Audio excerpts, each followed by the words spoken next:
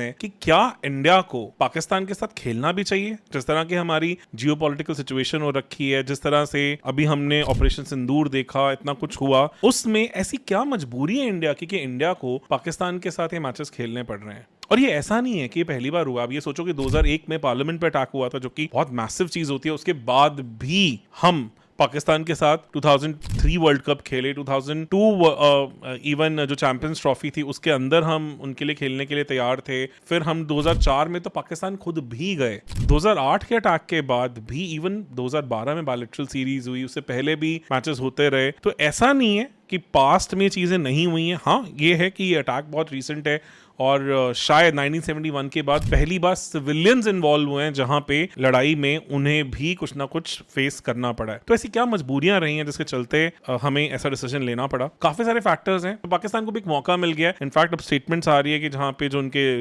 Army journal है वही कह रहे हैं कि वो भी इंडिया को FATF जो है, जो फाइनेंशियल टास्क फोर्स है, जो टेरर और मनी लॉन्ड्रिंग के अगेंस्ट पूरा ट्रैक रखती है, उसमें लेके जाए और इंडिया को भी डिस्कशन का पार्ट बनाए। क्योंकि अब तक हम कोशिश करते रहे कि हम पाकिस्तान को ब्लैकलिस्ट या ग्रे लिस्ट में पुश करें, तब उनको भी मौका मिला। उसके रीजन है काफी सारे। उसके एक रीजन मेजर ये भी है कि India as an economy grow करी है। ब्रिक्स नेशन अपने आप में एक अलग पैरेलल इकोनॉमी के रूप में ऊपर आ रहे हैं, जो कि वेस्टर्न वर्ल्ड नहीं चाहता है। इसीलिए उनका नैरेटिव अलग डायरेक्शन में हमने देखा कि एकदम से ट्रंप ने यूक्रेन वॉर का ब्लेम भी इंडिया पे डालना शुरू कर दिया कि हम रशिया से तेल खरीद रहे हैं, जिसके चलते वो वॉर फंड हो रही है, और वो अपनी चीजों को ऐसे भूल रहे हैं जैसे कि वो यूरोप गैस खरीदता है, उसके बारे में कोई बात भी नहीं कर रहा। तो ये सारी चीजों के कारण समाव हमें लगा कि ऑपरेशन सिंदूर में जो मीडिया नैरेटिव था वो इस तरह से बिल्ड हुआ कि कहीं ना कहीं हम जो चाहते थे कि पाकिस्तान कॉर्नर हो, उसकी जगह वेस्टर्न वर्ल्ड ने इंडिया को कॉर्नर करने की कोशिश की है। ऐसे में as a country which is very neutral globally, और हम बहुत ज्यादा चीजें खराब कर भी नहीं सकते, तो